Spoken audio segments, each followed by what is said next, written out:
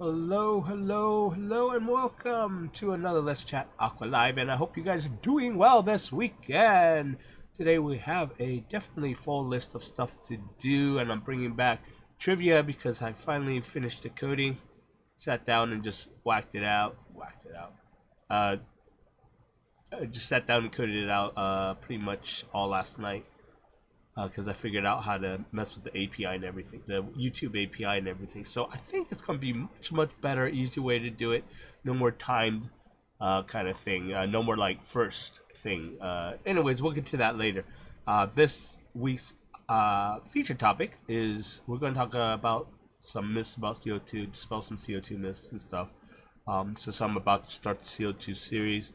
That's what I'm doing all week this week, or all weekend this weekend, since it's a 3-day weekend. It's going to give me a good boost to get those videos out, and I can't wait to do it because it seems like it's a very hot topic that people have been asking about and we've been talking about lately. So, and it's an important topic too. So, anyways, I hope you guys are doing well. And before we start to the feature topic, let's do some shout outs. And thank you, Mike, Past Dirt Road, Tampa Tom, for coming in early. They're my mods. Just checking it out, I guess, and waiting for the stream to start. Thank you guys for coming early and, holding down the house while it was gone. I almost slept through it, too. I was up all night, so I woke up. I'm like, oh, it's 10:30. Uh-oh, I better, get my butt up, set everything up, and get going. Shout out to Macau. Breakthrough, welcome guys to the chat. Glad to have you on board this week. Martin K again, how you doing, Martin K? Aquarium Cop, how you doing, bro? Damien, Flurk. I believe you told me how to pronounce it last week, and I completely forgot. I suck with names. Hi, Susan. Lots of love, Susan. Yeah. So while everyone's trickling in, I hope you guys are doing good. What I've been up to? Anything on the tank lane? Nothing other than the ghost in my house. Now, if you guys weren't in the Facebook group, my notices for the Senai monitor keeps going off, saying the monitor is out of the water, and then it goes back in the water again. And then I posted something about having a ghost in my house because no one's here other than my cat, and I don't think my cat's doing it. So something's taking the monitor out of the water and putting it back in again. And the monitor is still at the bottom of the tank itself. Oh man, my allergies are starting to kick up again. So I think there's a ghost in my house. Yeah, aquarium ghost. All the dead fishies I had in my past life are coming to haunt me, and they're like lugging the monitor out of the aquarium or something. So I don't know. Sorry guys, I'll probably be sniffling because the allergies are pretty bad today. But yeah, so before we start, I think that's it. Let's see if anyone else came into the chat here. Just to say hi, hold on, let me refresh the trivia thing so I don't get logged out. Yeah, so, welcome, Jake. Retracted his message. I wonder why. Who's Aiden? I don't know who Aiden is. Why are you asking who Aiden is? I don't have an Aiden here. Oh, Jake, you aren't late. You just on time. Actually, we just started. So, yeah, I started a little late too. I totally forgot to start the stream. I'm sitting here talking to everyone in the chat before I even started the stream. So, yeah. So, okay, CO2. Let's dispel some myths here and talk a little about it. And I'll try not to get too sciencey, and I'll try to remember everything because it's really hard not to remember everything when I don't have all my notes here yet. So yeah. So anyways, this stemmed mainly, I guess, from a Facebook group post. But basically, the first one is, well, before we get to that, see, where should we start? Okay, CO2 versus O2 and the natural equilibrium in a tank. Basically, you got to understand that CO2 and O2 are measured independently, okay? So that means that just because you put more CO2 in the tank doesn't mean you lose O2. Okay, it doesn't mean you lose oxygen. Just because you put more oxygen in the tank doesn't mean you lose CO2. In fact, if you put more of the other in there, it raises up the concentration of both, or the ability for both to concentrate more in the water. Now there is a cap of how much CO2 and O2 can actually be in the water before it starts dispelling itself from the top of your tank or what have you. And that is all dependent on temperature and pressure. So assuming that, well, not everyone's tank's going to be at the same pressure, depending on where you live. Obviously, if you live up in the mountains, it's going to be, I think, is it a lot more less pressure or a lot more pressure? Probably a lot less pressure versus if we're living down in, like, say, the desert area or what have you. So it's dependent on pressure, so we don't worry too much about it. Temperature is something where at least we can control. So the cooler the temperature, the more, at least for CO2, the more CO2 would be readily dissolvable in water itself. Okay, the other important fact to understand is CO2 dissolves way faster in water than O2. Like say in 26 Celsius, I don't know how many is that in Fahrenheit, 78 degrees in Fahrenheit around. It dissolves about, if you do the math, 26 times more faster than O2 into the water. But like I said, there's a cap. Like say at 76 degrees Fahrenheit or 78 degrees Fahrenheit, there's only so much concentration of CO2 and O2 in the tank. In saying that, there's always going to be a lot more concentration of CO2 in the tank versus O2 versus oxygen. Oxygen leaves, the reason why is because oxygen leaves water way, way faster. It doesn't like being in water. It'll just get out of water. CO2, on the other hand, binds in the water. It binds with the water because of the way the chemical makeup works. So CO2 loves just hanging out in the water. Okay, so that's something you have to remember there. So in saying that, if you have a tank without any pressurized CO2, okay, and even with pressurized CO2, but we'll get to that in a bit, without pressurized CO2, you want water movement. You want that surface tension. You want waves going on and stuff. Okay, that has to do a lot with surface area. Surface area tank, the more surface area, the more gas exchange is going to happen in your tank. So the more ripples and stuff in your tank, the more surface area it's going to become, if that makes any sense. If you have your tank and it's still, completely still, the water's not moving, and it's about 12 inches by 12 inches, that surface area is 12 inches by 12 inches. However, if you create waves, some kind of surface tension or something, not like rough rapids or anything, but waves and stuff like that, that surface area becomes bigger, if that makes sense, because you're having water going up and down, so there's a lot more area, a lot more things going on in the top of your surface. So it's going to promote a lot more gas exchange. First myth is that if you are injecting CO2, that you do not want surface agitation, which is completely wrong. You want surface agitation. Remember that we measure CO2 and O2 independently. So that means when you put more CO2 into the tank, it'll leave as much as CO2 is concentrated in the tank as available. So if it's 78 degrees, you have X amount of oxygen that's able to be, fused into your water. So if it hits that cap, all it's going to do is leave your tank no matter what, regardless if you have surface tension or not, surface agitation or not. Okay?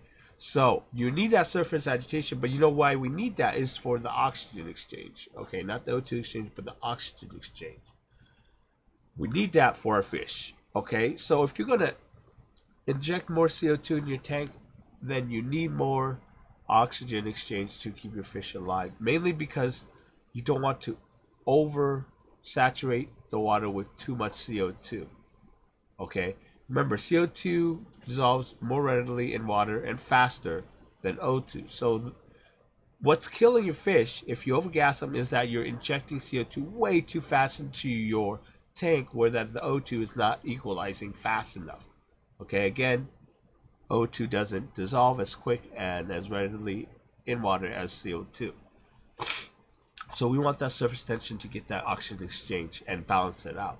Again, if let's say the cap to your tank for both levels is here for O2 and CO2, and you raise that CO2 level, naturally it's going to equalize with the O2 level. Even though O2, remember, let's say we have, okay, if we could measure this with a number, we have 50 CO2 in the tank, and that's the cap. And then we have, say, 40s. It would be, if it's 26%, it would be, yeah, around 35, okay, oxygen in the tank. If you raise that level into, say, the O2 to 70, it's going to give more space for O2 to dissolve into the tank. Let's say the cap at the 50 at this point. Okay, so if you raise it, you're going to give more room for O2 to raise. It's the equilibrium. It goes the same thing. If you raise more CO2, you give more space for the CO2 to rise, okay, in the tank. You got to remember that. So there's just this balance thing going on. Like, we balance our tank, we have to balance our CO2 and O2 in the aquarium. Okay, so in that saying, if you inject CO2 too fast, you're not going to give enough O2 level rise in to meet up with the demand. So that's what happens is you gas your fish. Okay, that's an important thing to know. That's why everyone's like, do you have surface tension? Do you have surface tension? They think that that's one of the biggest myths, is that people think that if you have surface tension, you're going to lose a lot more CO2. You're going to lose CO2 regardless. If you keep trying to pump CO2 into a tank where the equilibrium is here, and you're just trying to pump this much CO2 into the tank, where it finally hits the ceiling, the cap, it's going to do nothing but just dispel out of the water. Okay, so you got to keep that equilibrium going. There is a certain point where you just can't raise it anymore, either O2 or CO2. So you're going to hit that cap. But once you get there with both, then your fish will be safe. Even though your monitor is going to turn green or yellow or whatever, your drop monitor or what have you, your fish is still safe because all the levels are equaled out. Okay, so you got to remember, you got to judge it, and you got to watch it, and you got to remember that both levels are independent. So always keep surface agitation going to your tank for just the oxygen exchange, period, if you're injecting CO2 or not injecting CO2. Important if you're not injecting CO2, because what you're doing is keeping that natural balance going in your tank. So that's one misconception, and we'll go over any questions about it in a bit. So I explained both. They're independent of each other. I think I did cover most of the misconceptions. So you gotta remember, it's the temperature and the pressure that determines how much CO2 and O2 is in your water, or going to get in your water, and how readily dispersible it is in your water. Now, here's the thing. The thing about this is, we went over this in the Facebook group, as I said. And Greg Young, and this is no jab at Greg Young or anything, he just made a comment and I just kind of replied to it. He said, no top equals better gas exchange, which he's right. But he did say the more loss of ejected CO2, which is, again, right too, in the sense that it's going to hit, once you hit that cap, it's just going to leave your water anyway. So that's why I say, don't just blindly inject CO2 to your water. What's going to happen is, it's still helpful because you're making sure that you're keeping that CO2 at the cap.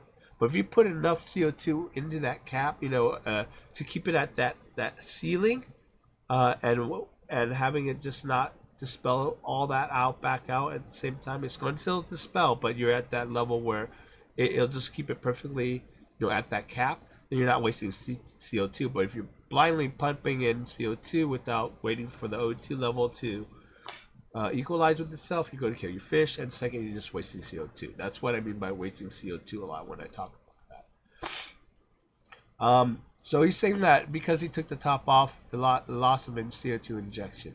No, that's not the cause of it. It is temperature and pressure, remember, just like I said. But he did mention, he goes, oh, okay, well, because I noticed that one time he did remove the top and suddenly his CO2 levels changed, his drop checker told them it was yellow. Yellow is kind of bad in the way that there's a lot of CO2 in your tank. But again, if you have a lot of CO2 in your tank, make sure you just balance and equalizing with your O2. Your fish will be fine. Okay, I have like tons, billions of times where my drop checker was yellow. It's been yellow for months, and I just left it alone. My fish is doing fine because I kept the O2 level and the CO2 level about the same. Trying to keep them the same. No huge spikes in CO2 rises. Okay, and that's what keeps your fish alive. But he did say that you notice change. Now he put the glass top on.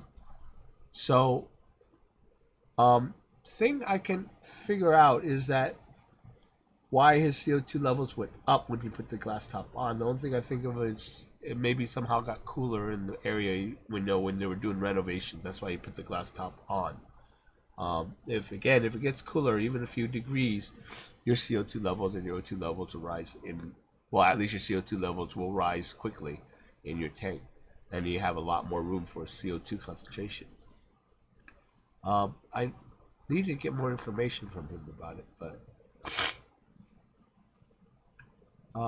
hopefully, that's kind of what sparked the whole thing anyways. So that's what I mean by a lot of myths about CO2, and people just say weird things because they think it's logical, because in a sense it kind of is logical. And that's what I don't blame people for. It's like, well, if you're gonna lose O2 or get more O2 in the water, you're gonna lose more CO2 in the tank. It's kind of like people thinking that way. It's actually opposite. Like I said, you rate the concentration levels on both. And by the way, apologies, I have it on lower latency so that when we play the trivia, my video will catch up with the chat a little faster. So I found that out anyways. But anyways, that's my little talk on CO2 before I get into the whole actual CO2 series, where I can actually explain it a little better with charts and all that stuff. So anyways, any questions or comments, leave them down below. And I forgot to play the little cutscene for my little featured topic. Oh, that threw me all out of whack now. Anyway, let's go back to the chat and see what's going on here.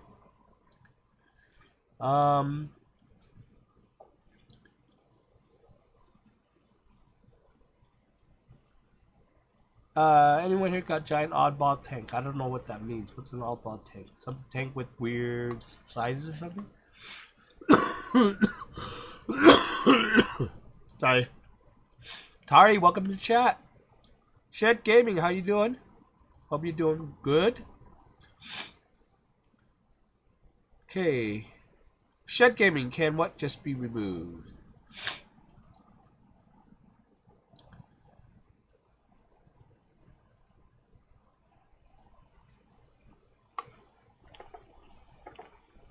Hi, Water Wizard.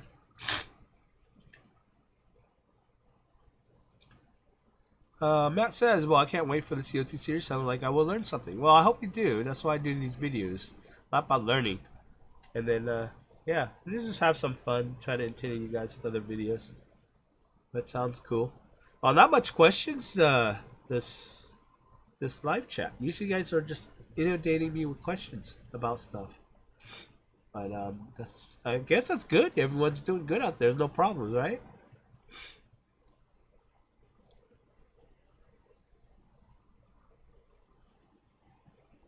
Okay, I'm not sure if this question is geared toward me, but what do you think about using leaf litter as fry food and something to trigger mating? Yeah, I don't see why not. I don't know if it actually does trigger mating, but I think it does. I don't remember. I'm not a fish breeder very much, so I'm not into the breeding stuff. So.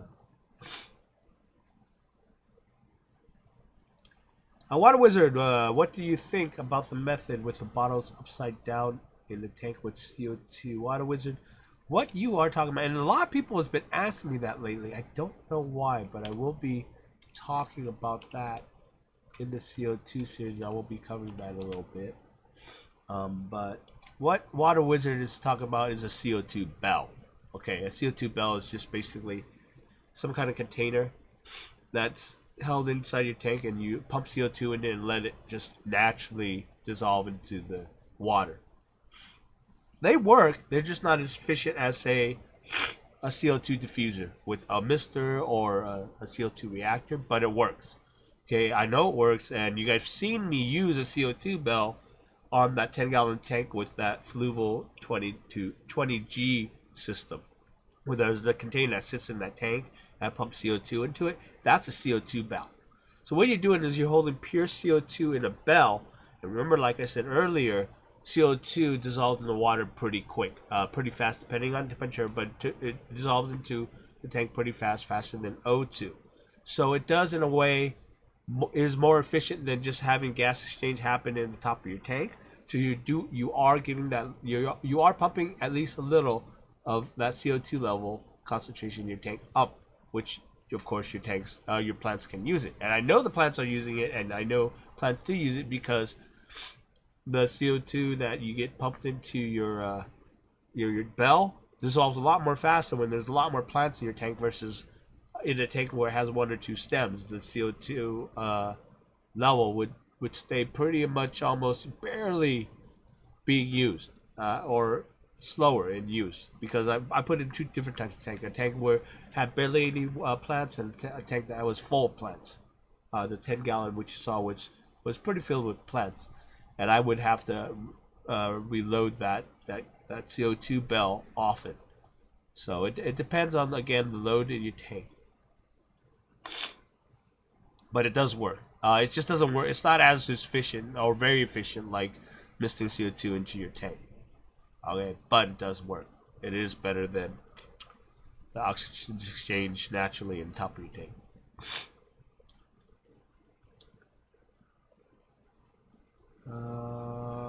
Is liquid carbon work well in low-tech tanks? Liquid carbon, okay. I am not covering liquid carbon in this series. And I will probably say I will not be covering liquid carbon in this series at the start of the series. Mainly because I don't like liquid carbon. I hate the way it works. And also the science behind it doesn't make any sense in a way.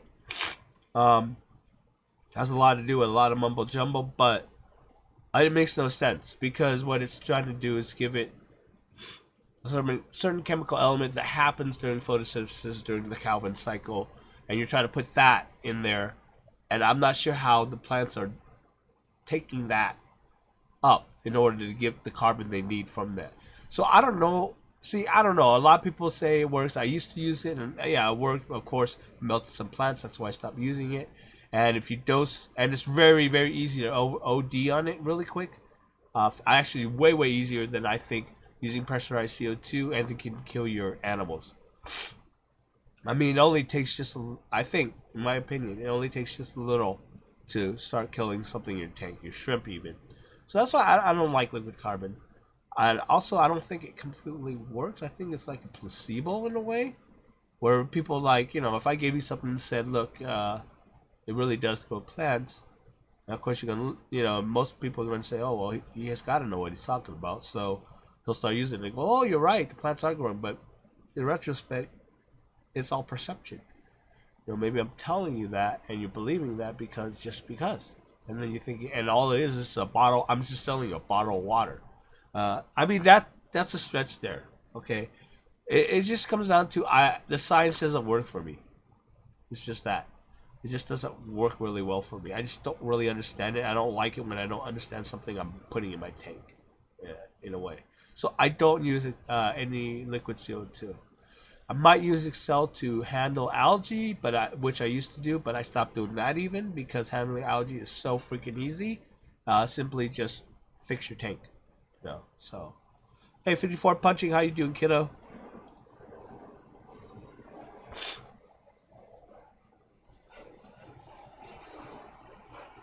You might use a CO2 belt. Yeah, if you have no other option, go ahead and use a CO2 belt. Again, it holds the CO2 into a belt so that it dissolves in the water quicker, and it'll give you concentration quicker because it's pure CO2 that's in that belt.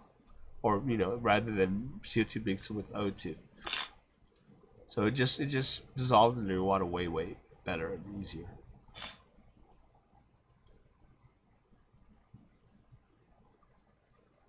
I don't know what's up with the reminders of YouTube. YouTube does that. Everyone complains about it. I don't know what else we can do about it.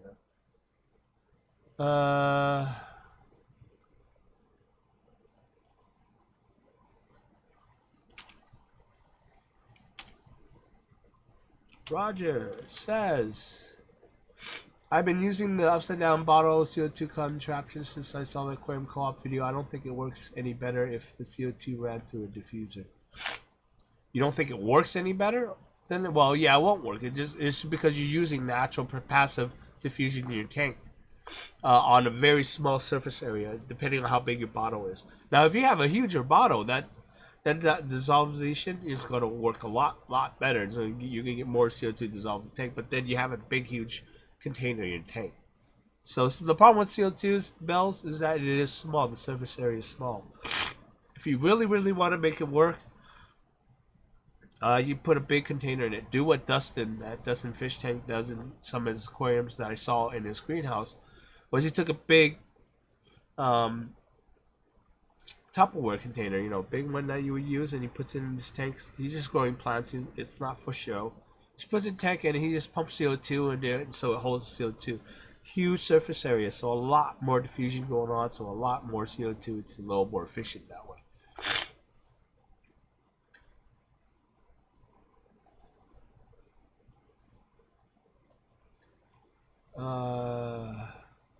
Liquid carbon, like I said, is basically a herbicide. It's basically what it is. It's one of the things used for its herbicide. It's also used in the medical industry to kill bacteria and stuff. It's also used to clean chemical equipment.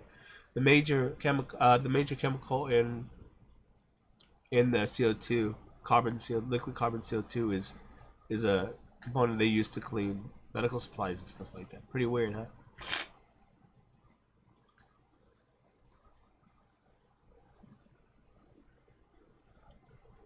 There is Static. Hi, Epic Countdown channel. Thank you for that. I'm looking for CO2 kit for 5-gallon nano kit. What you recommend? Okay, depends on how much money you want to put into it. For a 5-gallon, you got a lot of options in that. Since it's 5 gallons, it's actually easy to inject CO2 in your tanks. A lot easier to overdose in your tank really quick of CO2. So be careful of that. But you can always just go with do-it-yourself CO2, or buy that Fluval 20 system I talked about and passively diffuse it in your nano cube. It's 5 gallons though, so the CO2 bell itself could be broken in two, and it'll be about that big. Not that big. The CO2 bell is that big in the 5-gallon tank, so you'll notice it. But you can always just take it out when you just want to look at the tank, you know. But it's a passive injection diffusing system, and it'll work great for a 5-gallon tank. It'll work pretty well for a 5-gallon tank. So, if you don't want to put too much money into it, that's it. If you want to put a lot of money into it, you can always go buy one of those 45-gram canister kits that Fluval makes. It's a little hefty in price though. It's like $80 or something, or $40, something like that. $50 or whatever. That's the cost of a cheap regulator. So. That's what I would suggest. If you want to go pressurized, then you could get one of those little small kits. That's what they're built for. Or if you really want to, go set up and get a paintball tank CO2 setup. That'll work. I mean, that's going a little overboard for a 5-gallon, but if you want to save money, you could always get the Fluval CO2, or do it yourself and make yourself a little CO2 bell, which we were just talking about just now before you came in. Was cut a bottom of a bottle, put it in your tank, put a little suction cup on it, you know, silicone suction cup on it, and then stick it in your tank and just inject CO2 into that and just let it sit there and let it dissolve in your water. Very easy for a 5-gallon tank. You just do that daily, so that helps your plants. And then if you have people over and you want to show off your tank, just take it out. You don't have to inject CO2 that day, you know, kind of thing.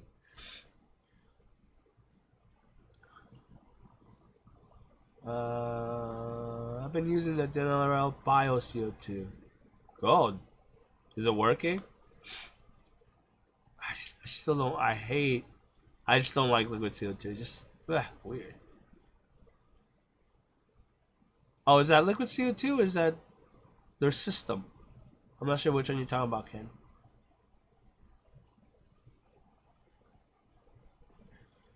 Breakthrough. I know this sounds stupid, but I can't put my breath in. Can I put my breath in a CO2 bell and add CO2? Yeah, sure. Okay. So I guess what you can do is put a CO2 bell and take a tube and just blow into it. The problem is the CO2 we expel is not concentrated CO2. I mean, for us, we die in an enclosed, small little enclosed room by breathing up all the oxygen and expelling CO2. But the main part of that is because we're breathing up the oxygen.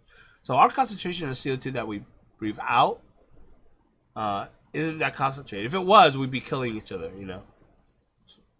We'd be like blowing in each other's face, hey, I'm going to kill you. But it's barely concentrated. It's probably not going to work very well.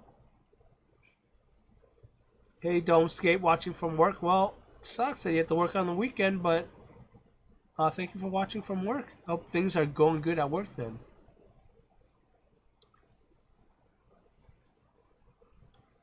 I wonder how aquariums looked like 100 years ago. Probably just a box with water in it and fish in it. I don't think that was a hobby back then. It was more for scientific research, maybe? Yeah, metal rim tanks. I remember those. That's true. 50 years ago, they were using metal rim tanks. Well, I don't know. Is it 50 years ago? Whatever. It was a long time. It was metal rim tanks. I still remember them.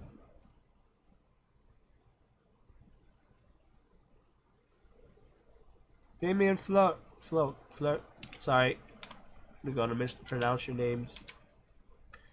Okay, Damien asks, I am new to using CO2. I'm wondering where you get the big bottles of CO2 and if they can be refilled. Okay, big bottle of CO2, you're talking about the tank, 5-pound tank, 10-pound tank, whatever. The big ones, I have one of those downstairs. Those tanks you could buy, okay, from like, say, Amazon or something. I think they're like 80 to 100 bucks. Very brand new spanky ones, but there are some that are 50 bucks, I think. You'll have to go look at the price. I haven't looked in a long time. So that's one way to get the tank. Then what you do is once you get a tank, you go refill it at a, say, there are places where they're like gas companies. They do good gas, exchange and stuff like O2 and stuff like that. There's those companies specifically for gas. People take their tanks there to refill for, like, if they're doing work, to pressurize their drills, stuff like that. If they don't want to use one that plugs in, they also, for the medical industry, if you find a place that sells medical equipment, they probably have services that refills your tank that way. Yeah, but for big tanks like that, that's where you would take them. Just look for companies that deal with CO2 gas or O2 gas. So medical companies, and again, just specific gas companies. Not the gas company like where you pay to have gas in your house, but just a company that deals with gas. There should be around, if you live in the city, there should be somewhere around you. A place is a brewery. A place that sells brewery supplies, where things to make beer, because that's a huge hobby out there, and they use CO2 to do their beer and stuff like that. So those are a really popular place to get your tank refilled. Now, if you're just going with the paintball tank, you should be able to find a paintball store that has CO2 refills. What they have is a huge, like, 100-pound tank at the shop in the back, and you just give them your tank, your little tank, your CO2 ball tank, and they'll go and fill it up for you.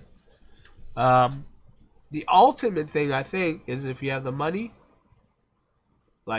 just like if you have the money to waste or spend, just get a huge, like, 100-pound, 200-pound tank, have that refilled often, and just refill your small tanks off of that big tank. You put it in your, a nice place where it doesn't get hot and too cold. Well, it just doesn't get too hot, I guess, because I think CO2 can freeze pretty well. But anyways, put it in a nice place, and then you have a huge tank that you refill once in a blue moon, and you just use that to refill your little tanks. That's one way to do it. If you are super duper rich, you'll buy a huge, one of those tanks that sits right next to your house, and just fill that up. Like those big, huge propane tanks, except you can just hold CO2 in it. You can just do that. But that's if you're super filthy rich.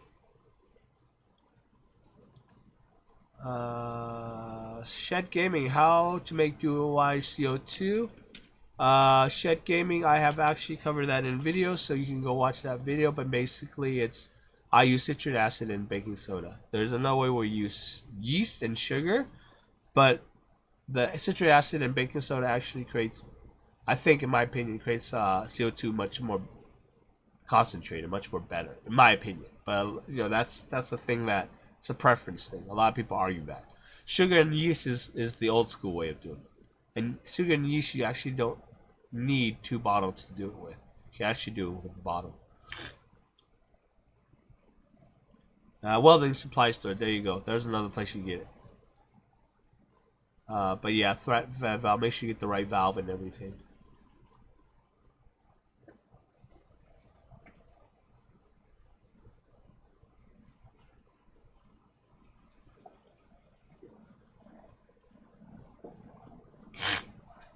It's like a do-it-yourself CO2 system. Oh, okay, Ken. Distillery system. I'm trying to remember if I remember that. Is that the one with that gray canister? Because I think I used that a long time ago. Carbonated water will work too. That's how Amano learned about using CO2. What do you mean, work for your tank? Kinda, yeah. I mean, you're injecting CO2 in your tank. But that's a lot of carbonated water. You get one of those fizzy drink. What is it called? I have one. I'm just too lazy and too cheap to go buy the CO2 cans. You know, the thing that makes your drink all fizzy. What is it called? Smart one, not smart water. Dang, I forgot what it's called. But there's an adapter out there for us Aquarius to adapt to those CO2 canisters for the drink machine thing that we use to fill CO2 into our drinks so it get fizzy. There's actually an adapter for it, so we use it for aquariums. That's funny. I don't know why you would do that, because those CO2 tanks that you use for the fizzy drink is a lot more expensive than just getting a paintball tank or just buying your own CO2 little canisters.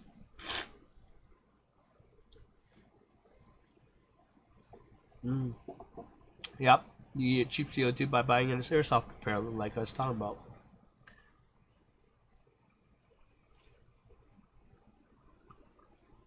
Alright, Water Wizard, this is actually kind of an important question here. Yes, it doesn't need to be a consumption CO2, I mean food grade CO2, or industrial one's okay.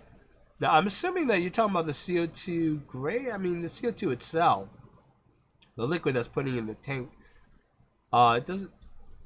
There is no like food grade versus industrial grade, but the tank itself, there's industrial and food. Now, to be safe, use food grade tanks. Something that's rated for food grade or used in the food industry. But you can use industrial tanks. I use industrial tank that use in industry. Just make sure it's clean. Make sure they don't give you an O1C. Oh, this the other thing I didn't mention is that if you go to some of these places, this is what I actually do for my 5-pound tank. Is this medical place next to me that deals with gas, oxygen, and CO2. Is that I leased the tank from them. It was like $60 to $80, the tank itself. So they gave me a tank for like $60. It's like a lease. It's like a loaner, and they filled it up for me. Like I think it's like $15 for 5-pound tank. 5-pound tank. The 5-pound tank lasts me almost a year, give or take a year on one aquarium. I usually attach 2 or 3 aquariums to that one tank. But you lease it, and then when it expires, because these tanks do expire, you gotta remember that before you buy it. Forgot to mention that. They expire. You have to switch out a new tank. So on this leasing plan, they switch out the new tank for me automatically. So I don't ever have to worry about it. But I am dealing with used tanks in the industry too. So that's a chance you might want to have to think about taking if you want to. SodaStream. That's it. Yeah, I have a SodaStream downstairs. But the problem is I love fizzy drinks. It's just that I'm too cheap to buy those stupid canisters. They cost so much just to make your drink fizzy. It's just easier to buy them in a bottle. That sucks. You stay healthy. It's like so expensive. I'm trying to stay more healthier. Hi, Todd Ratson. Welcome to the chat.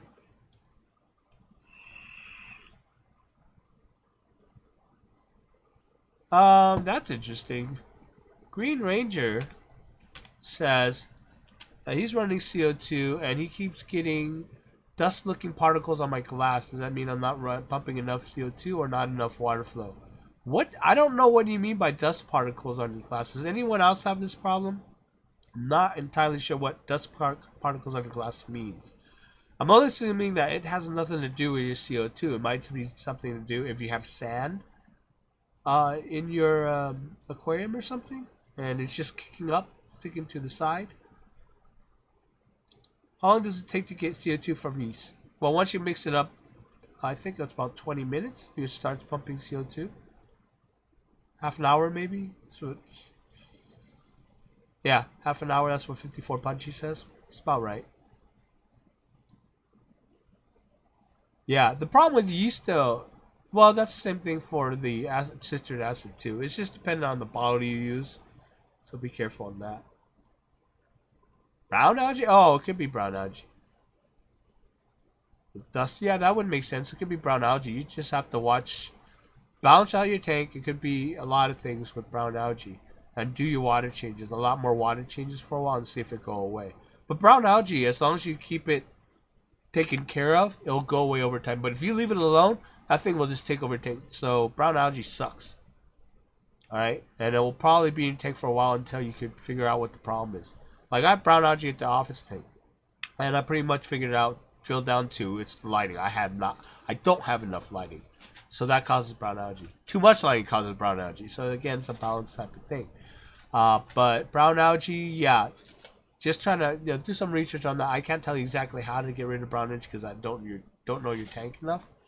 But for me, it's the office tank was because there's not enough light on it. And I haven't put a light on it yet. So the guy that comes and cleans the tank, because we got a guy that comes to clean it, I do it on purpose. I leave it so that he has to clean it, do a lot more because we're paying him. So I don't want him to touch anything else in the tank. It's just like, you come and clean the tank, don't do anything else to it. It's bad enough that you already put chemical filtration into my freaking filter. But yeah. Everyone gets algae in glass. You're going to get algae again. Everyone gets algae in glass.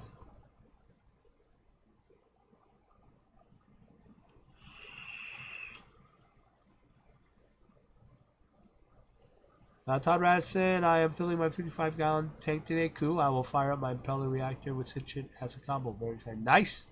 Good luck on that. Shed Gaming. Can I put CO2 diffuser in the sump tank instead of putting it in the tank? Yeah, but it's not going to be very efficient. What you can do, though, well, yeah, it's not going to be very efficient just because you... It might be efficient. You know, I don't know that. I can't say that. So if anyone else knows that question, if you inject CO2 in your sump, does the concentration carry up into your tank? See, I don't know enough about sumps. I haven't used sumps at all, I don't think. Very well. You know, I haven't used an actual sump that is under your tank. I use the sumps in back of the tanks that have been built in. So, yeah, so... in that matter, and I don't have a cutscene for this, so just pretend we're going through a cutscene. It is tank evaluation time. If I could find the setup for this. Where's my stuff for this? Tank evals. There we go. Okay, so let's do this. First tank evaluation. This is from Ricky, the 35-gallon tank. Whoa. Lighting. He's still looking for the lighting. I guess the lighting is the lighting that came with his tank. So I'm not sure what the lighting is. So white sand on top of gravel on the bottom. So no nutrient-rich substrates. CO2 chemical excel dosing. He's getting a CO2 regulator riding soon to start pressurized CO2. He's using CChem tablets. Alright, so for his thing. Okay. And there's no questions or anything. So I guess he just wants us to look at the aquascape and the setup. Ricky. First thing is you also need to dose your water column. Chem tabs help for the rooted plants. For example, the jungle valve over there in the corner. And mostly, I think that plant in the middle. I'm not sure what that is. Those root tabs will help those plants, but you also need to really help out with, that looks like water wisteria over there. So dose your water column too. You got pressurized CO2, which is fine. Hold off on that until you figure out your lighting. Okay, because if you start pumping in CO2 without the proper lighting, and you don't have much plants right now, hold off on your CO2. So what the other suggestion I have is plant more plants. That's so sparse. Your CO2 is not going to do anything. It's going to take forever for that stuff to fill in. So more plants, more plants, more plants. That's the other suggestion. Aquascaping wise, well, it's bare. Put some wood or rock in there. It really make it look good. But again, there's not enough. There's not enough plants to give you a good,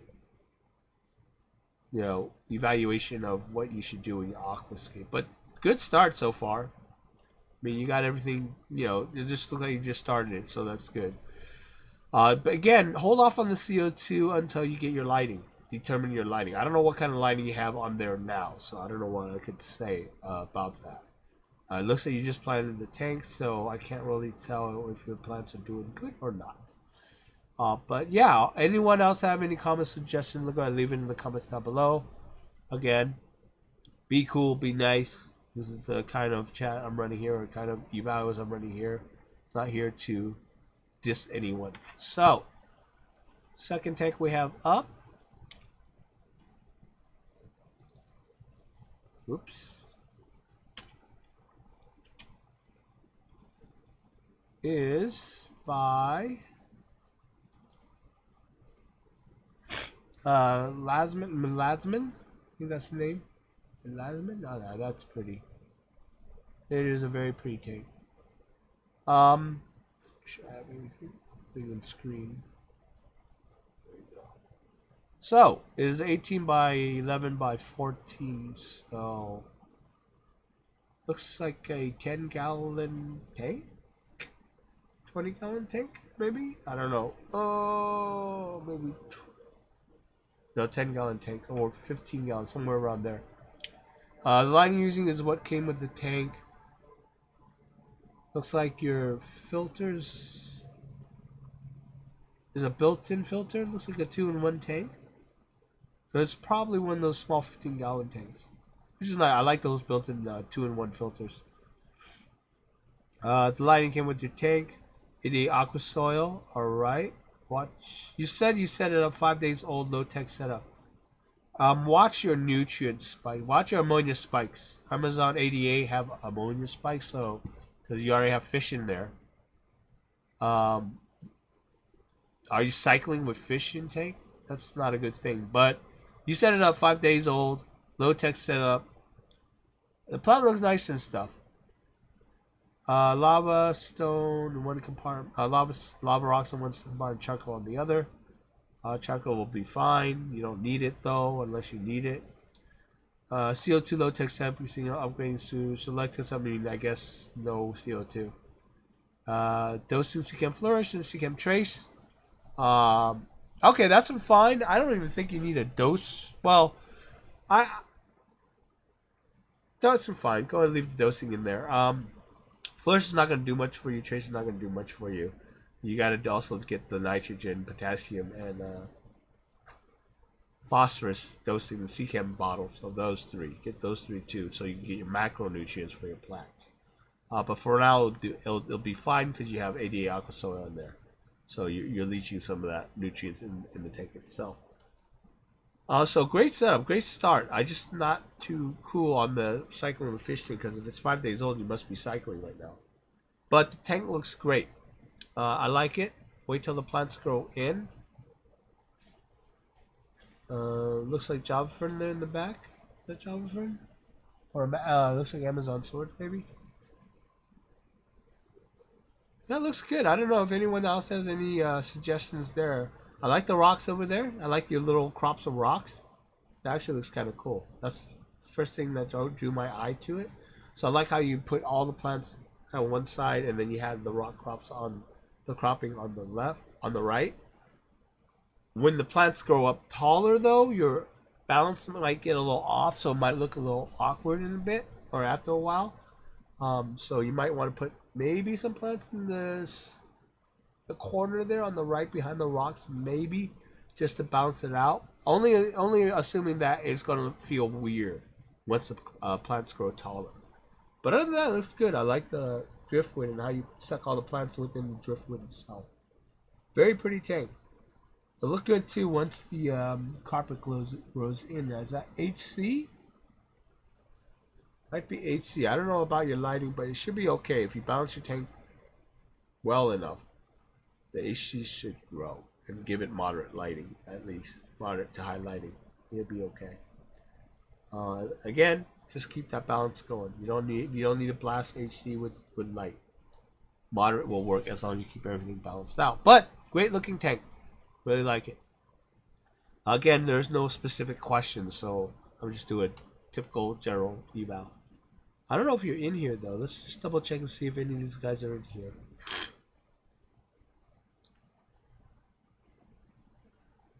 Hey Rick Mick, welcome to the chat.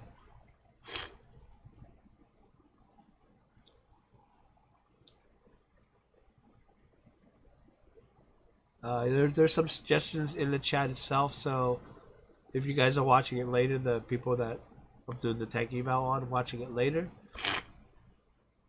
go back and watch the chat. Yeah, Todd Rassen said, doesn't Amazon release a lot of ammonia? And as I said, I told him watch those spikes, ammonia spikes, especially if you just set it up in 5 days. He's already got fish in there. That's a big, huge problem. You're cycling your tank. There's no bio bacteria in there right now to get rid of that ammonia. So your fish might be kind of suffering right now. So watch the fish, all right, and watch those ammonia spikes. Keep your readings in check. Check those readings. Either you could take the fish out and put them in another tank. If you can't do that, then you're gonna have to keep doing water changes daily until that ammonia spike goes down. If you have ammonia spikes, but pretty sure you do.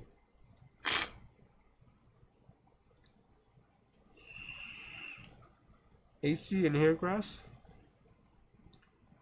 Oh, is that your tank with HC and hair grass? Okay.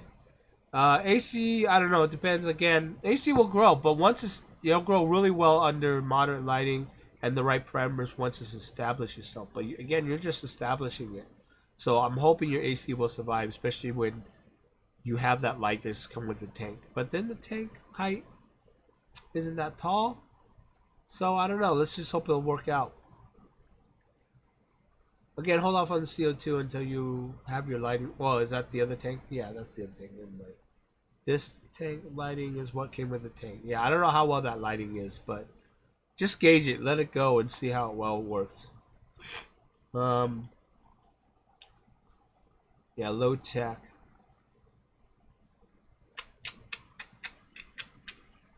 No tech, you might want to try some do-it-yourself CO2. And since it's a small tank, you also try that full CO2. The 20G system, or just make your own. Make a little bell, do it yourself CO2, and just inject the CO2 into your bell, and give your plants some CO2. I'm just hoping that your carpet plants will grow in, your HC will grow in. I'm a little skeptical about that right now, because it's not established, so it's trying to grow under those conditions. It might not make it.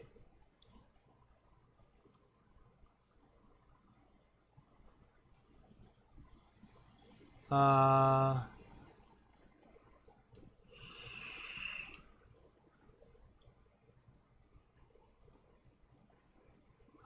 not sure about that.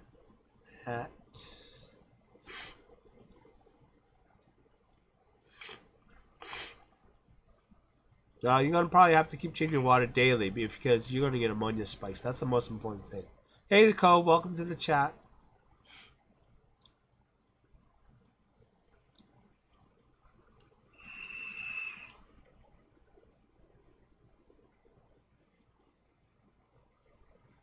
Yeah, and if you, again, what Matt said there, if you're on well water or whatever, or your tap water is that soft or that hard, watch it. Because if you adjust your pH and it drops, sudden drops, all of that ammonia in your tank is gonna cause a huge crash. So just be very careful, I guess. I don't know what else to say about that. All right. Oops, that's not what I wanted. That's what I wanted right there. So, anyways, that is it for evals.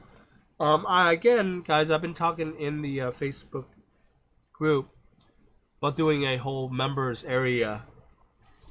I'm gonna try to connect it to Patreon. I gotta see what kind of API Patreon has. If not, then, anyways, everyone's been asking me about Patreon too, and I haven't started one yet.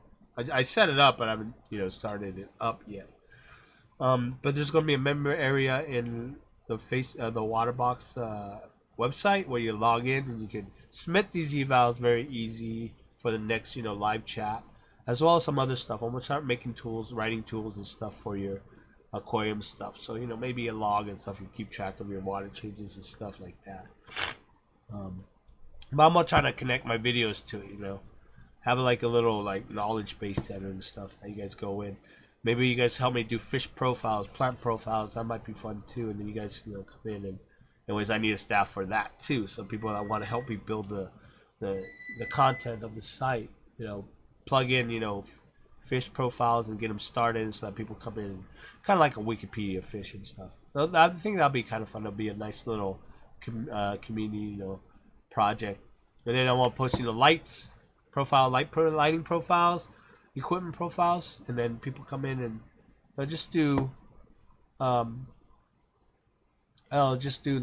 take on it and stuff like that, drop in their suggested comments how to use that equipment, drop in how much par rating they're getting and stuff like that if they have a par meter and stuff. Now Pastor Rose says, because he has a problem with the nano tank, so it got cloudy and got all brown and it looks like tannins, but he took his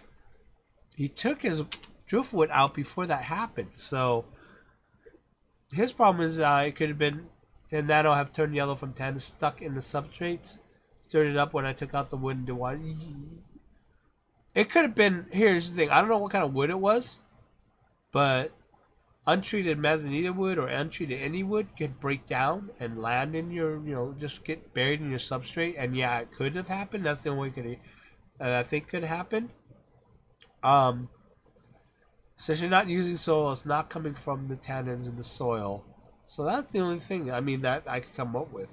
That's so weird that you move the driftwood and suddenly it starts turning brown and yellow. But that could be. That is a good possible suggestion.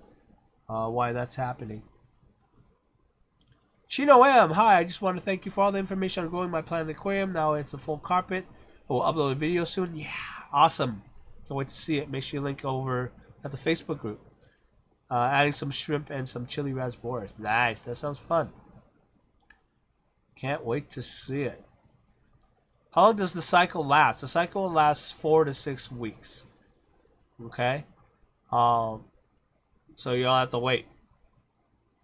But the good thing is, with 80 aqua soil, you got the ammonia spike. The ammonia is going to help kickstart the cycle. Unfortunately, you have fish in there, which also helps kickstart the cycle. That's the old way of cycling your tank. But the problem is they're probably going through some stuff. They might be suffering right now because of the ammonia spikes. They're like swimming in pee, basically. So just watch it closely. Keep doing water changes if you get those ammonia spikes. So check those readings. Try to keep it low, and hopefully your fish will do good. Some fish will do good, but the fish that you have in there aren't very hardy fish. There aren't typical fish you would use even back then for your cycling process, because they're a little sensitive fish that can die on you. Yeah, your cycle lasts until your ammonia reads 0, or your nitrites read 0, and you have a little nitrates in your tank, just a little. That's when you know it's cycled. Look it up. I don't have a video on cycling yet because I haven't done the beginner series yet. But look it up on YouTube. There's a lot of videos about it. It's really easy to understand. Look at Aquapro's video. If you go on his channel and then you do a search on the nitrogen cycle, very, very good video on it. He gets a little sciencey, but it tells you how it works and stuff.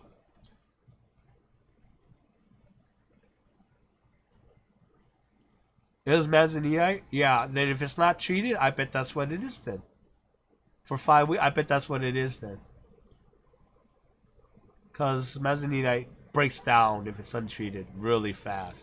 So I'm assuming that it broke down into your... Yeah, that's actually, I think you figured it out. I think that's where it's coming from. Only way right now is just keep doing water change until it goes away. Yeah. Hey! You guys ready for some trivia? Yeah.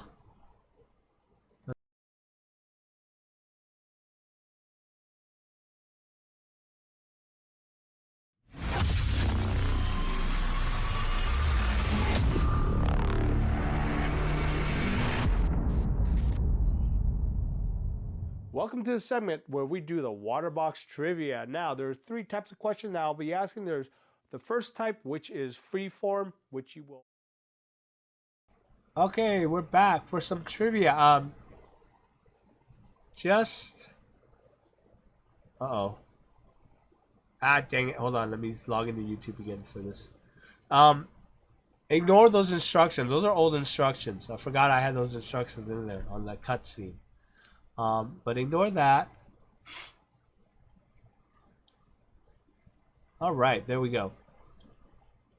So, this is how it works now. It's their new way of doing trivia. First of all, I wiped out all the old scores. Sorry, guys. Because it's a new way of doing it. So, what it is, I'm going to ask the question, and that's why I have it on low latency, so my chat will catch up quicker with... Or my videos will catch up quicker with the chat. So, I will post a question, and you'll have about, for the first 17 questions, about 10 seconds to answer. Your first answer counts. Okay, this is the speed answering trivia this time. Okay, what it is that you just go ahead and put in. You basically have 20 seconds for the first. Sorry, for the first. Since I post the questions, about 15 to 20 seconds to put in your answer. And you put in your answer by doing hashtag and then the answer. So if it's a multiple choice question, A, B, C, or D, you do hashtag A, B, C, or D, depending on what your question is. If it's true or false, you do hashtag T or hashtag F for true or false. And if it's a free-form question, you do a hashtag and then type out your answer. Okay, that's how it works. So okay, and then questions 15 to I think it was 18. The next 5 questions are more harder speed questions. Okay, so the first 14 questions, I have set it up right now, is worth 1 point. The next 5 questions, which is a speed question, are worth 3 points. All right, the speed question you only have really like 7 seconds to answer. Okay, I'm gonna try to time this correctly with my video. So hold on 1 second. I need to get sound back in here. So hopefully this does not. Okay, let me know if you guys are hearing feedback. Yeah, let me know if you guys are hearing feedback on this. Meet that again. Now this again, I'm just testing this stuff out here. All right, so it sounds like test 1, 2, 3, 4, 5. So okay, cool. I have a 5-second delay, so I'll go with that. So the first 14 questions you'll have, I'll give you 20 seconds to answer. The second set of questions, I'll give you 15 seconds. And I'll give you 10 seconds. I'll give you 12 seconds to answer. Okay. The last 3 questions are worth 5 points. All right. Those are free-form questions, and you have to spell it correctly as I have put it into the system itself. So it has to be spelled correctly. Again, your first guess counts. So once you do a hashtag and then type whatever. After that, the system considers that a guess. So don't go hashtagging willy-nilly. Okay, you can talk regularly as long as there's no hashtag in the first line of the sentence, then it won't register as an answer. Okay? So the last 3 questions, 5 points worth, free form, you have to type it in, and you only have 5 seconds. I'll give you 10 seconds from when I post the question because of the delay. But you'll get about 5 seconds to answer that. Okay? So remember that when I do the tallying, it'll be 5 seconds before you guys actually see it on video. Okay? Bad at spelling. I'm sorry, it's gonna have to happen. That's why it's only 3 questions worth 5 points. And I try to make it as easy as possible. But anyways, first 7 questions. Here we go. We are starting. First 7 questions are based on aquatics. Okay? Good question. Question number 1. What is the part called that measures the flow of CO2 going to your tank? All right? There's your answers there that you can pick from. And you're starting counting right now. Okay, what is the part called that measures the flow rate of your CO2 going to your tank? I need to put a little timer here so I can know when it goes off. Okay? Alright? In 3, 2, 1. Tallying. Okay. The correct answer is the bubble counter. Okay, the bubble counter is part of the system that measures the flow rate of your CO2, and it's called the bubble counter. It allows you to control the bubbles per second, which is kind of what we Aquarius use to measure how much CO2, or how we use to measure CO2 going to your tank. Now, it's not always accurate, because if you put two bubble counters one after the other, one will have more rate than the other. So it's just kind of a general way for us to measure it. Okay? Alright, loading next question up. Alright, what are the ports in leaves that takes in CO2 and expels O2? What are those ports called? Alright? Answers up on the board right now. Please put in your answer when you are ready. The countdown starts right now. Where's my phone? I can get this in there. Way over there. So I'll have to count it a different way. Now, just pull up my clock. There we go. Now answers in 5, 4, 3, 2, 1. Tallying points.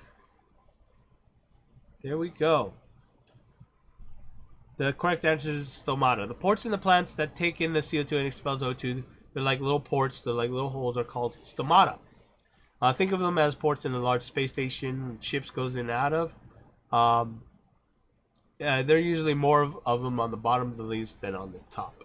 So that's actually a quite cool thing. If you guys look at the videos about how photosynthesis works, that's how they take in CO2 and expel O2. The whole photosynthesis process I find fascinating. So if you guys have any interest in science or anything like biology like that, check out those videos. Just go on YouTube and look at photosynthesis. Yeah, I don't know is not one of the answers. All right, starting the next question. The next question is up on the board. Which of these are not a fish disease? Okay, you let me know which one is not a fish disease, and we'll go with that. The clock is ticking. Which of these are not a fish disease? Post it on board.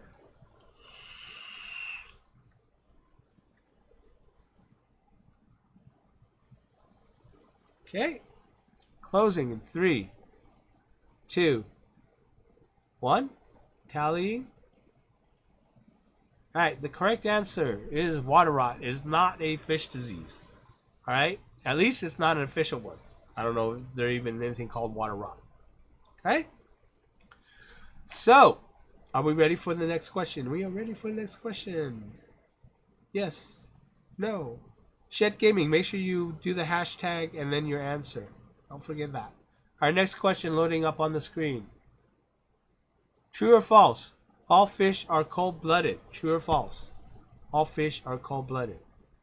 Okay, answer should be now on the screen for you guys.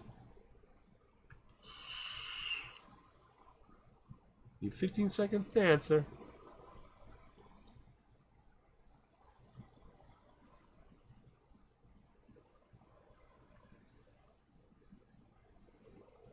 And all answers in, tallying the vote.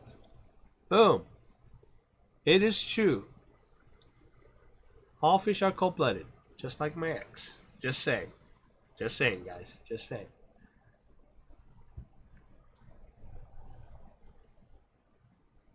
I will do mine. Anyways, going good so far. Todd Radisson is up on top. I think this is, yeah, you got all 4 questions right so far. Nice. 54 punchy, past dirt road. And Jordan's up on, it's coming, oh well, no, 54 punchy and past dirt road. It's coming up pretty fast on Todd Radisson. And then we got the rest of you losers. Just kidding. Just kidding. Alright, let's next question up. What is the fastest shark? Alright, clock starts now. 15 seconds.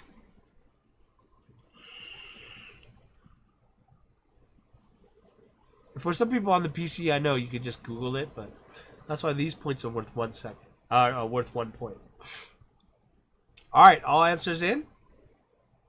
Wait for you guys to catch up here. Alright, tallying up. If it tallies, hold on 1 second, guys. Uh-oh, did we crash? There we go. The correct answer is the Mako. Mako shark is the fastest shark that currently exists that we know of.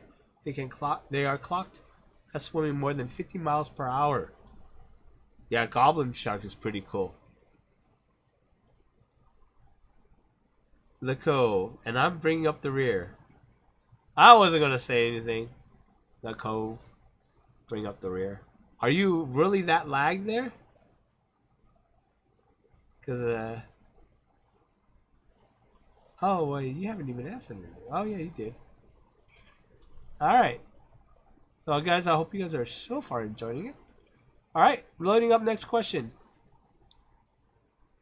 The vampire squid can turn itself inside out. Okay, question is on the screen. Timer starts now.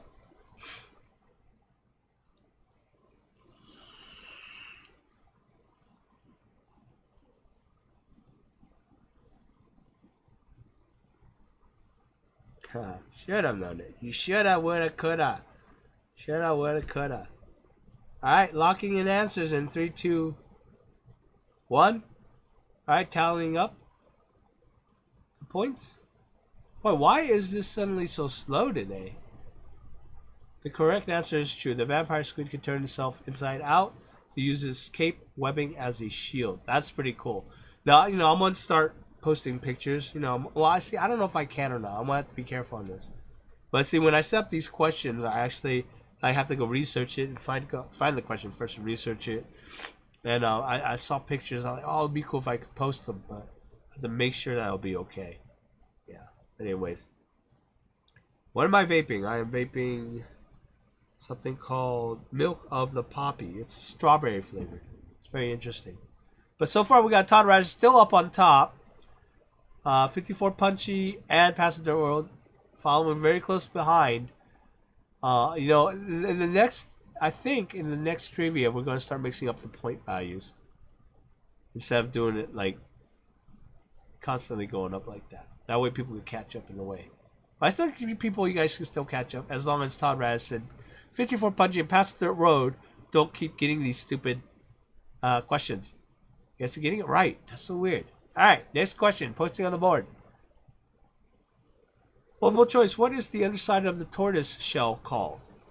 Okay, what is the underside of the tortoise shell called? Alright, running the clock. That clock is on board. All answers in. Get your answers in.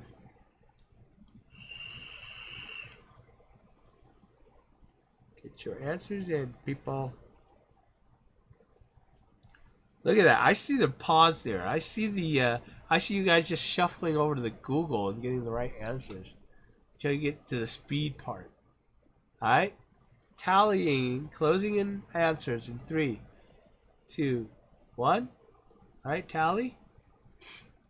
The correct answer is the plastron. The underside of the tortoise shell is called the plastron. The plastron is near the flat part of the shell structure of a turtle, what one would call the belly or ventral surface of the shell.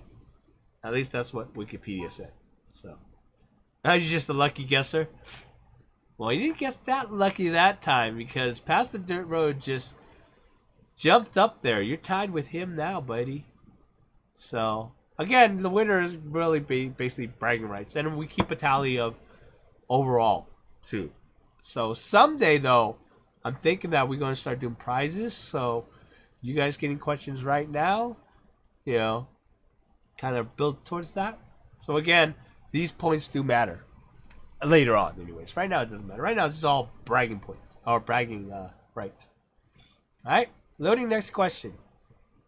Question up the board. Now with the next 7 questions. This is just general world, like history, world knowledge. What future U.S. president was stranded on a desert island as a 26-year-old Navy lieutenant in 1943?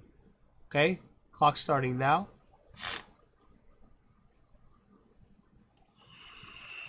Which U.S. president? Future, he wasn't president yet.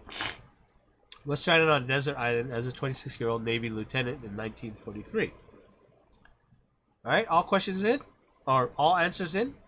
Closing.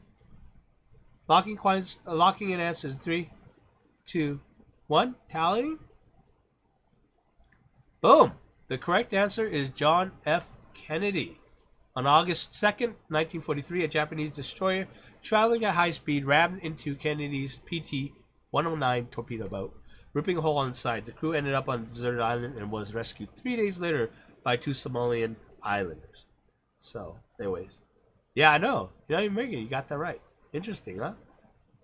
Yeah, isn't that really cool? This is one thing I love doing about the trivia is finding these questions out, and I'm like, I love doing research. That's one of my favorite things to do, research. So, Singaporean. Oh, nice. I hope Singapore's nice. Is it hot right there right now? Yeah. Public schooling. Oh, no. I'm sorry, Tampa Tom. It's all right. We all have that. But yeah, again, the next 7 question is this world general knowledge. Kind of more history stuff. It's a lot of very history stuff, okay?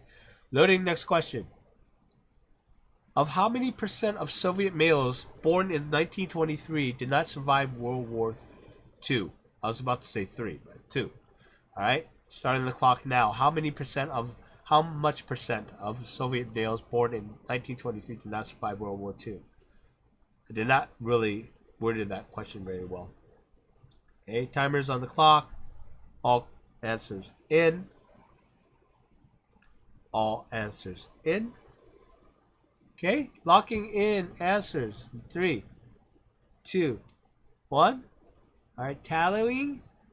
The correct answer is 80%. The Soviet Union paid the harshest price in World War II. An estimated 26 million Soviet citizens died during World War II, including as many as 11 million soldiers. Dude, 26 million people, dude. That's just insane. Right? 80%. That's a huge freaking number, man. It's crazy. I don't know why we're so freaking stupid, but 80% males died. Born in 1923. It's a little weird when you wrap your head around the numbers. Alright. Loading. Next question. Yeah, the COVID's on the board now. Yay, Cove! Yeah, machine guns don't care if you're stupid, unfortunately. Alright, loading next question. True or false? Cleopatra was Egyptian. Alright, Cleopatra is Egyptian. Starting the clock now. The Cove, are you just delayed? Is it delayed that much? Maybe I should lengthen, make the time a little longer. The reason I have the time in the first place is so people can't use Google all that, kind of prevent people from using, Google unless they're really, really good. So, all right, all answers in. We're locking, tallying in 3, 2, 1. All right, the correct answer is false. She is not Egyptian. Yeah, she was born in Egypt, but Cleopatra was actually Macedonian Greek. Although she was born in Egypt, her family, the Ptolemies, were migrated from Egypt from Greece. So she was actually Greek. She was actually Greek. So yeah, I thought that was pretty cool. All right. What do we have now? Past the dirt roads up on top. Nice. Hey, Mike, how's it feel being on top, buddy? Todd Radisson is closely trailing past the dirt road. 54 Punchy coming in third. And we got the rest of everyone that's slowly climbing. You guys never know. You guys might get there. So, we'll see where it goes. What happened to the Co? I thought she made the... Yeah, you're really delayed. And I thought you had a question right. I think... Oh. You know what? I know why. 1 second here. Oops. 1 second, guys. I need to go in the code really quick. I think because... That's why. Oh no, that's all time. That's why. No? Oh, that's why. There it is. There's the bug. How's that? There we go. Where is my trivia? There it is. Boom. Trivia. Oh, I didn't have to change it. I forgot I had it on the trivia. Duh. Alright, I fixed the code. Let me... If I refresh this, it shouldn't mess anything up. There we go. Code showing now. It was only listing the top 8. That's how I had it before. Alright, loading next question. Yeah, I know, but some people are on the PC, that's the thing. I'm trying to, like, kind of even out the odds a little bit. And, of course, the phone and typing is a little harder, too. Alright, next question on the board. What did the carp represent to the ancient Chinese? What did it represent?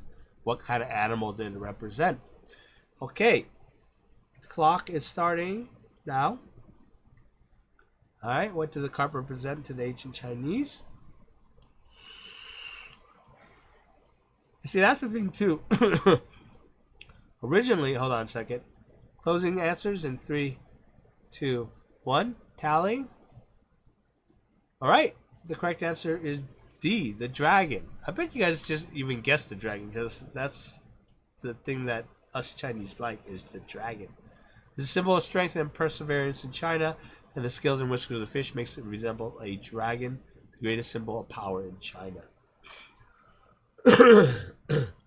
Now, yeah, originally, you didn't have to put the hashtag in, but the problem is sometimes you guys might be talking, and then it only takes the first entry that you guys make, so I had to put in the hashtag, which makes, you know, typing on the phone a little harder, a little slower, so. Todd Raz said, I like it, I just can't seem to get past the dirt road. Cute, I like it. Alright, loading the next question. We are on question, that was just question 12, I think. Right? Question on the board. In ancient Greece, wearing red lipstick signified elegance and class. Right? True or false? In ancient Greece, wearing red lipstick signified elegance and class. Alright, clock is starting.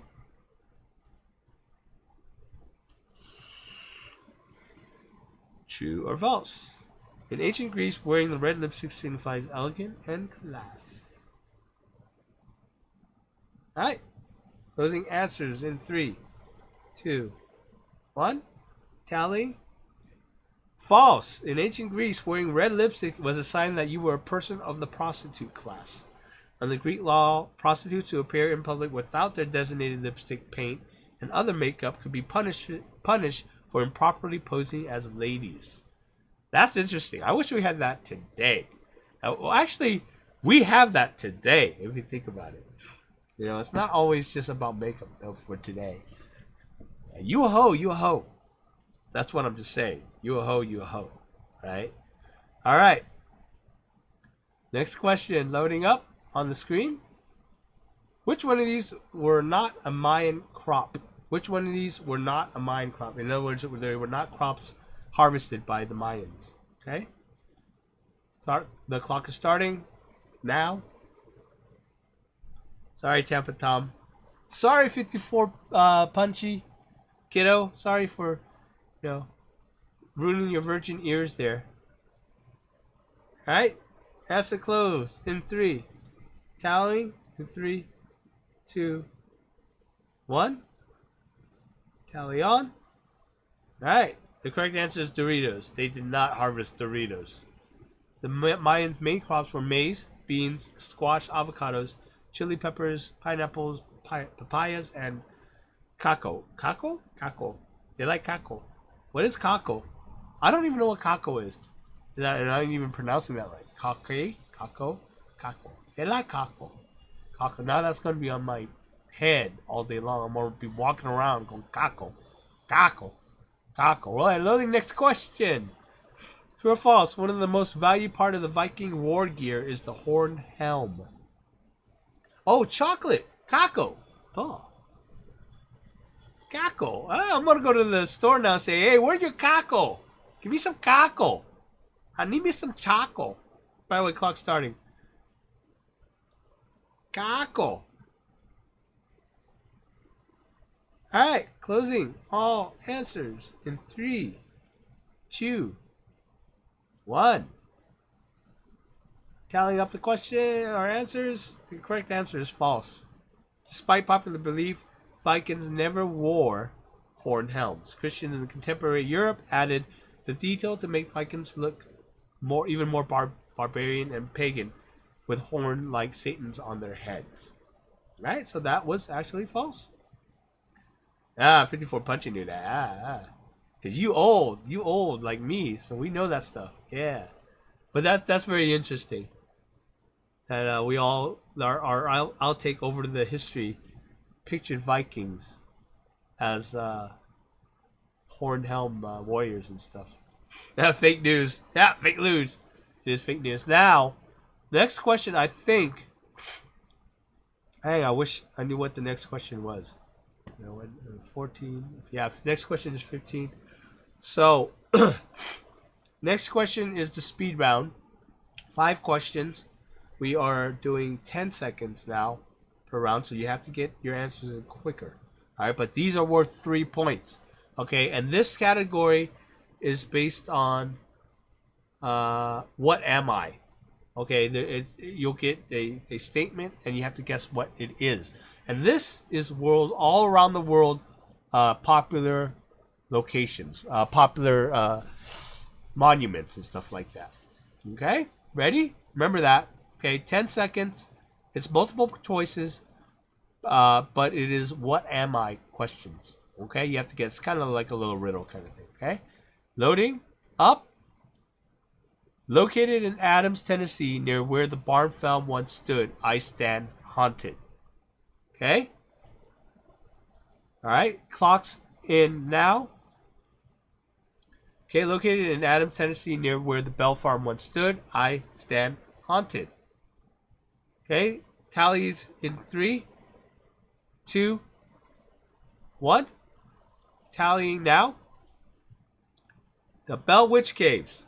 The Bell Witch Caves have been associated with the Bell Witch, a period during which the Bell family was allegedly haunted by the Bell Witch. Okay, got it? Now that was quick, guys. That was fast.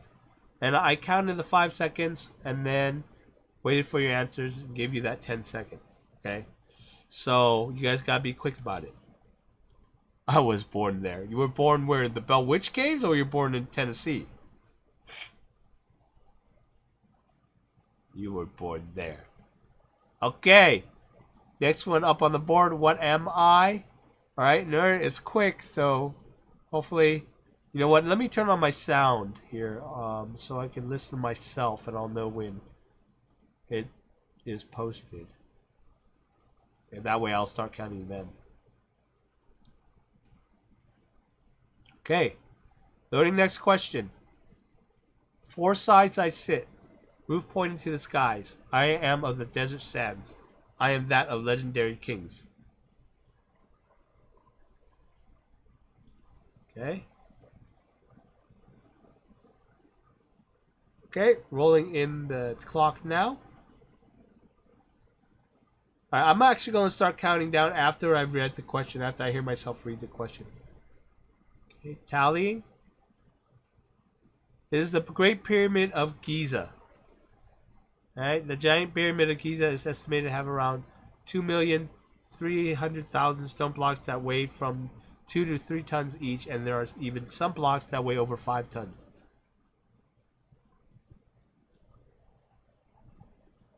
Hold on 1 second, Todd. Let me turn this down because it's hard to hear me talk. Alright, Todd, you said you didn't get credit for that one last one?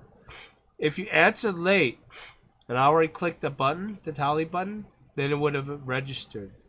That's the only thing I think of. I gotta turn on timestamp so I'll know later next time. So, alright, good night, Shit Gaming. Have a good one. Thank you for joining us. Sorry, I have my sound going too, so it's really hard to figure out. Alright, loading next question. The white ivory tower, with white ivory towers, I stand majestic, built by a great emperor, tomb of a wife.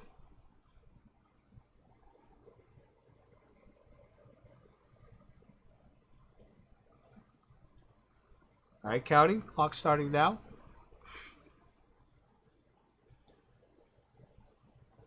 Alright, closing in 3, 2, 1. Counting now. Alright, the correct answer is Taj Mahal. The Taj Mahal is an ivory white marble mausoleum in the south banks of the Yuma River in the Indian city of Agra. Sick with grief, Shah Jahan was first inspired to build the Taj Mahal after his third wife, Mutsa Mal, died while giving birth to their 14th child. Wow, 14th child? Wow. And he married more, like a bunch of people, so must have a lot of kids. You know, I'm gonna stop doing questions that have names in them because I can't pronounce them. Yeah. Alright, take care, Todd Radisson. Thank you for joining us. It's okay. I mean, oh, Todd Radisson is out. He left us with 12 points on the board. So, okay. I think this is the last question of the 5 speed questions. Alright, loading question. You guys ready? Ready? Alright. I am nested in the highlands, cold and wet. Home of a legend. Home of a monster.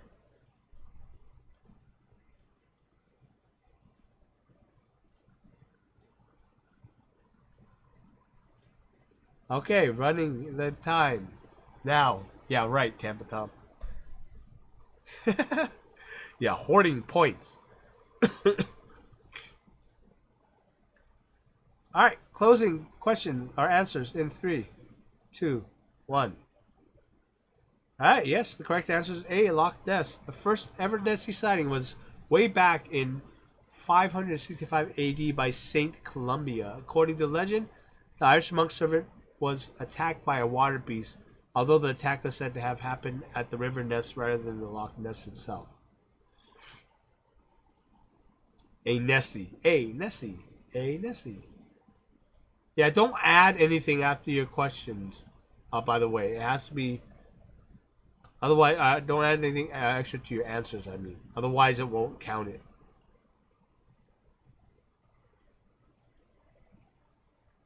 Yeah. Okay, the next 3 questions are worth 5 points. Okay, again, these are who am I questions, and these are free form questions. That means you have to type it in. Okay, so it's hashtag and then your answers. 3 questions, 5 points. Now, these are mythological gods. Alright, so we're going in mythology.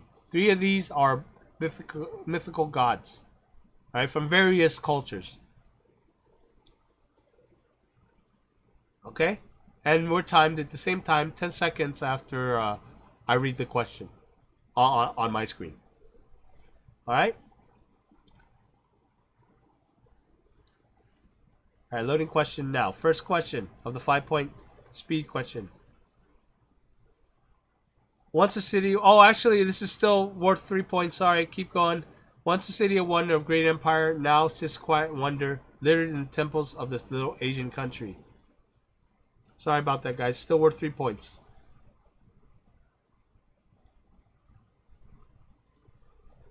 Okay, running clock now. This one's a trick question, by the way, guys. Because I said Asian, so there's actually a couple of the stuff here that aren't in Asian countries. Alright, closing tallies. Okay, the correct answer is Angkor. Alright, that's actually in Cambodia. Alright, Angkor complex encompasses various capitals of the Khmer Empire that flourished from the 19th to 15th centuries AD. Famous is the Angkor Wat, a Hindu temple with fir cone towers, stylized sculptures of human faces, and carved reliefs of Hindu myths. I wonder if you guys got any of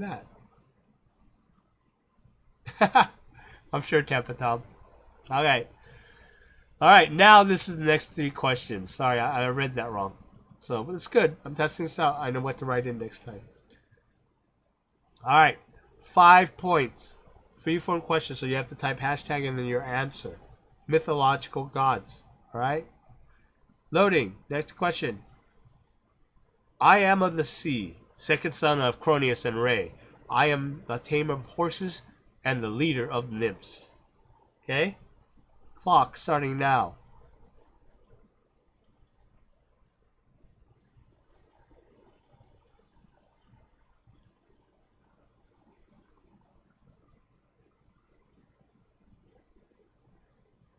Okay, that's it. No one has anything on this one? Or did everything freeze? Oh, you guys are typing in stuff. Alright, closing in time now. Okay, the correct answer is Poseidon. Poseidon is the violent, ill-tempered god of the sea. One of the 12 Olympians, he is also feared as the provoker of earthquakes and worshipped as the creator of the horse.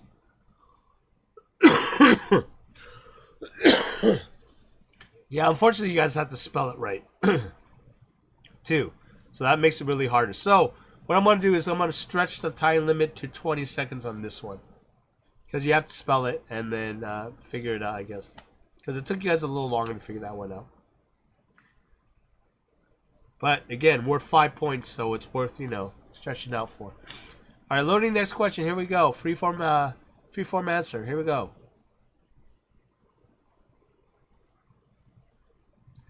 I am of love, sex, and beauty, yet I am of war and death. My name of lady and my tears of amber.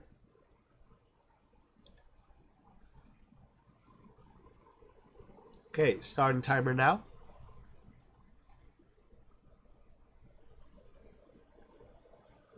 $20 seconds to type in your answers. Hashtag answers.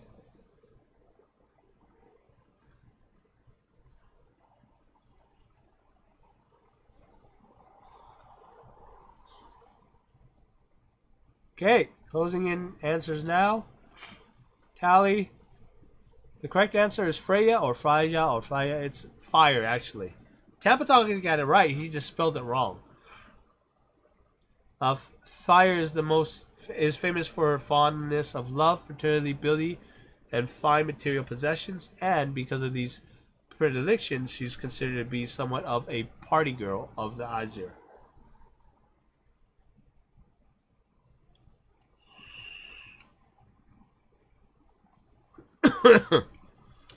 You just spelled wrong. That's all. I had 4 options in there of the spelling too. And you just spelled it as fire. But it's kind of right too. So maybe I should start giving partial points for that, or just not do these fill-in questions. These are a little hard. These are a little hard, but then again, it's worth 5 points, guys. So it's one of those things where you guys might be able to pull in some points. Alright. Alright, rolling in. Go to the next question. This is the last question, 5-point question. I am dead of death, Lord of the underworld. Murdered by my brother. I now judge the dead of the old kingdom. Alright. Clock going on now.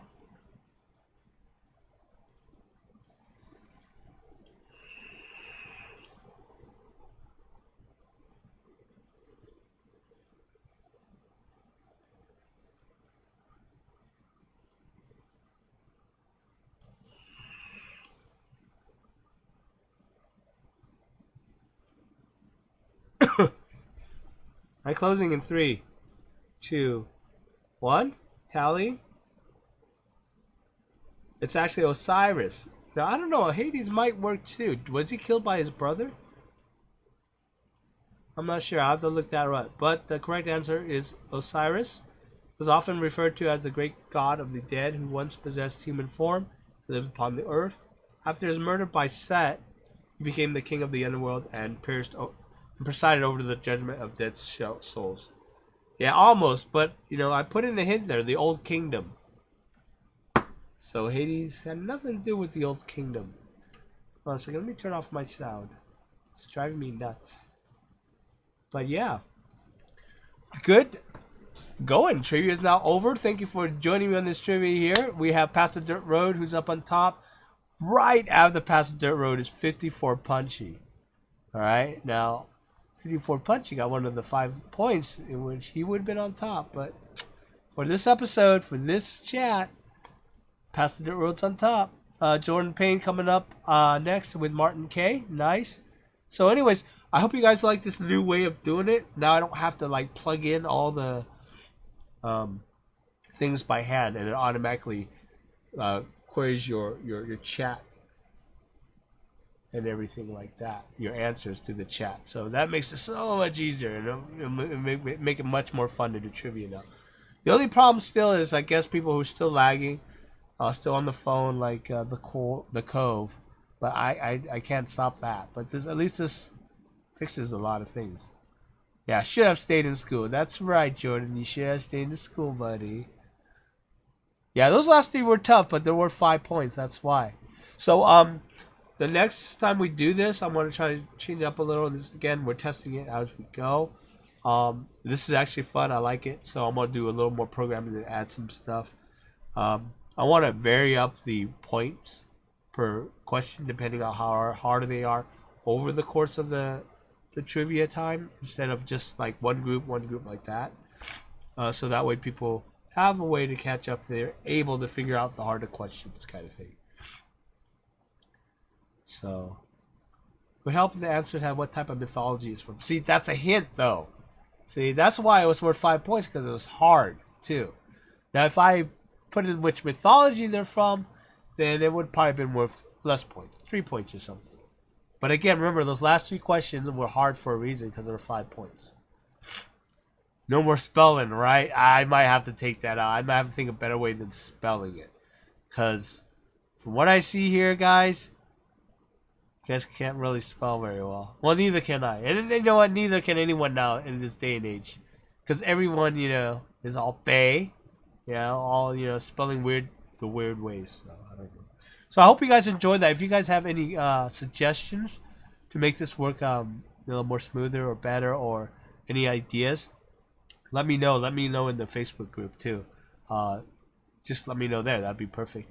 And also, I have other ideas of some other games too. One thing I want to do is actually, I want to contact some people, a couple people from other channels. I want to see if they're going to, or are able to, and I'll figure out how to set this up. Come on as a guest and play trivia. Whereas those two will play trivia against each other, right? And then you guys would join one of their teams. Either you could join team guest 1 or team guest 2, and then they'll play for you. Basically, they'll play, and then, you know, whoever wins, team wins, you know, kind of thing. And then we'll figure things out. I don't know, things like that, fun things like that. But now that I have access and understanding the API, the YouTube API, a lot more to that, I can hook in with a lot of things. It's going to make things a lot easier, and I can write a lot of cool things. So yeah, thank you for playing, guys. You were a dropout, Tampa Tom, but hey, you did fine. For a dropout, you got 9 points, buddy. So, Hey Keith, welcome aboard. You missed trivia. There's a reason you joined the Marines instead of college. Hey Corey Boy Aquatics, welcome to the chat. Just finished our trivia, so. Are you Coast Club Fish Club this weekend? I'm not sure what that means. I'm Coast Fish Club this weekend. Is there a fish thing this weekend or something? I don't know. I have a lot of videos to do, so that's what I'm planning to do this weekend. Now I want to hit a little bit more programming on this little app here that I made and stuff. So yeah. So anyways, yeah, good game. I hope you guys enjoyed it. Any other questions or comments before I go? Because we are running at almost 2 hours now. Wow. Even though we didn't have that many questions, we had a lot of fun, I think. So, am I going to Coast Fish Club this weekend? Oh, I didn't know there was one. You have the information on that? Coast Fish Club? Is that what it's called? I don't know. I might if I have time and it's close. Maybe. That'll be fun to go check out. I need the information, Corey Boy, so let me know and stuff like that. Let me know how it goes and stuff. And hopefully, since it's lower latency, that the picture came in okay. It looks alright. It could be better, but yeah. Yeah, no questions it looks like. But I'm waiting for Corey Boy to answer what this meet is about, what this fish club thing is about. So, yeah. Other fun games I want to do with live chat. I want to get you guys more involved in a lot more things too. So, Coast Fish Club. I don't know. I'll look it up, Corey Boy. If you're in our Facebook group, post it. Let me know. If not, I'll have to actually look it up. Coast Fish Club. All right, I'll see. So yeah, the Clove. I'm sorry. I wish you weren't so lag behind. I don't know if it's just the phone or if it's just your connection, or where you're at. So yeah. Email me, Corey Boy. Thanks. Yeah. So again, you guys remember check out our Facebook group because we talk all the time there. It's getting bigger. It's getting decently big. I mean, a lot more people are joining up again because been pipping it a lot on the channel and stuff. So. Yeah. So I am starving. I did not have breakfast because I woke up late. So I am going to get something to eat. I love you guys. You guys have a really, really good weekend, okay? Good Labor Day weekend. Just relax, guys. Have fun with your tanks and everything like that. So, hold on one second. We got a question in from Keith Company. Are the cheap diffusers any good? They work, but they're like misters. They're okay. I suggest spending a little more money on diffusers. Get the ones that the ones I like are the ones that are like a cylinder. They look like a cylinder like this Vicks vapor inhaler thing. They're like that. They're round like that, and you put it inside your tank. They mist much better. You want the tiniest bubbles you could get. Those misters will work better than the regular cheap glass diffusers. So try to find those. And there are cheap versions of these diffusers, but the one I bought was around $20. I went for the more expensive one on Amazon, and that worked great. That's working great for me right now currently. So I would suggest getting those if you want in-tank misters.